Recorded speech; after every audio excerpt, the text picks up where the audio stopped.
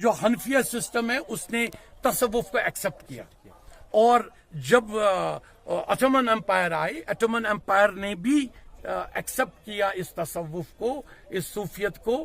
اور اب میں جب یہاں پہ جو میں آپ سے بات کر رہا ہوں، یہ میں بات آپ کو اس لیے بتا رہا ہوں تاکہ آپ کی وساطتیں سب تک پہنچ جائے جناب، سب تک پہنچنی چاہیے کہ اگر ہم کشمیر میں کہتے ہیں کہ جناب یہ روس تک جاتی ہے، جی کلا روس تک جاتا ہے، کلا اس کو بھی کہتے ہیں، سر کو بھی کہتے ہیں کلا، فیلنگز کو بھی کہتے ہیں کلا. ایک کلابت ایک خراسان میں ایک صوفیت کا نام بھی تھا. اور روس تو لیٹسٹ، کیونکہ اگر یہ سارے سینٹرل ایشیا جو ہے جہاں پہ صوفیت نے جنم دیا وہ سارے روس کی ٹیریٹری میں آئے، وہ رشیا کی ٹیریٹری میں آئے. اگر اس وقت بھی آپ دیکھیں گے بخارا، اس پہ رشیا نے قبضہ کیا. یہ جو ہمارا ازبکستان، تاجکستان، قزاقستان، یہ سارے آذربائیجان، یہ سارے جو تھے جہاں پہ، اور پرشیا کے کچھ ہرات، اور انہوں نے یہ نہیں بتایا کہ تصوف ہے کیا، اور تصوف کی اہم جگہ کہاں ہے. اور قلعہ روس ایک ایسی جگہ، بس قلعہ روس کو بتایا جناب یہاں جو ایک گفا جاتی ہے، وہ گفا اندر ہے. ہاں جیولوجیکل سروے ہے، میں آپ کو بتاؤں، آپ ایک بتائیں، میں آپ کو بتاؤں. جیولوجیکل سروے بتاتا ہے کہ وہاں کاپر کے کچھ ڈپازٹس تھے.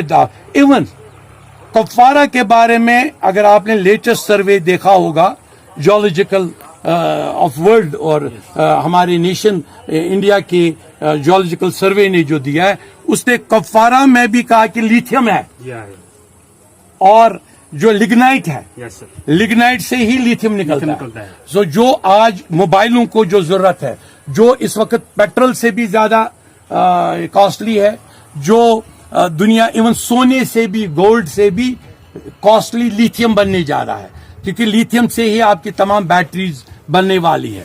سو وہ ہو سکتا ہے کیونکہ بزرگوں نے عبادت کی ہے، اور بزرگوں کی عبادت کی ایسی جگہ، مقدس جگہ ہیں جس کو لوگ صرف عید کے دن آتے ہیں، جو آپ فرما رہے ہیں. یہ صرف عید، ہاں ٹھیک ہے عید کے دن، یہ ایک بہت ہی اعلیٰ صوفیت کی جگہ ہے، اور اس صوفیت کی جگہ کو سلام کرنے ضرور نہ. میری ایج آپ دیکھ لیجئے، میں 11,000 کی بلندیوں پہ پہنچا ہوں.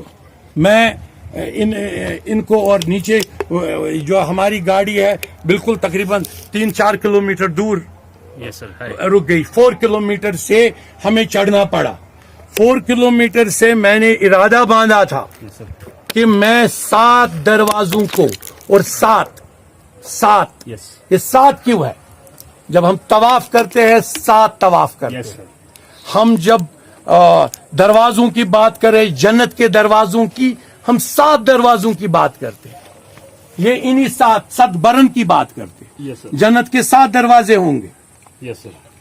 جب ہم اپنے حج کرتے ہیں اور جمرات کو پتھر کنکر پھینکتے ہیں، تو مزدلفہ میں صرف 7 کنکر جمع کرنے ہوتے ہیں، 10 نہیں کرنے ہوتے. 7 کنکر. ان کنکروں کا بھی رشتہ آپ دیکھ لیجئے. اور آپ کے قوس قزح کے 7 رنگ ہیں. یہ جو اس پہ قوس قزح جب آتی ہے، آپ دیکھنا چاہیے کہ یہ 7 دروازوں پہ جو سب بتا رہے ہیں کہ قوس قزح کے 7 رنگ الگ الگ اس پہ دروازے پہ پڑتے. یہاں کے مجھے نہیں لگا کہ یہاں کے ممبر پارلیمنٹ یا جو یہاں ایم ایل ایز یہاں آتے کہ نہیں. اگر آتے ہوتے تو میرے خیال میں سڑک بن گئی ہوتی. سڑک نہیں ہے، تو اس کا مطلب ہے ان کو اس تصوف کی جگہ کے ساتھ کوئی سرکار نہیں ہے. اور لیکن جو ابھی دیکھے کتنے لوگ جمع تھے، اور جو یہاں پہ آ رہے ہیں، دیکھ رہے ہیں، ابھی بھی آ رہے ہیں. وہ دیکھے کیوں نہیں، وہ دیکھے وہ چڑھ رہے ہیں، وہ کیوں کس طرح چڑھ رہے، روڈ کی، لیکن چڑھ رہے ہیں. 4 کلومیٹر چڑھائی پر چڑھ رہے ہیں. تو یہ دکھاتا ہے کہ اس کا تقدس کتنا اہم ہے. اور ہم پہنچے یہاں، جب ہم پہنچے یہاں تو ہم آپ سے شکر گزار ہیں کہ آپ نے ہمیں موقع دیا اس صد برن اور تصوف کے 7 دروازوں کو بیان کرنے کا اور یہ بات بتانے کا.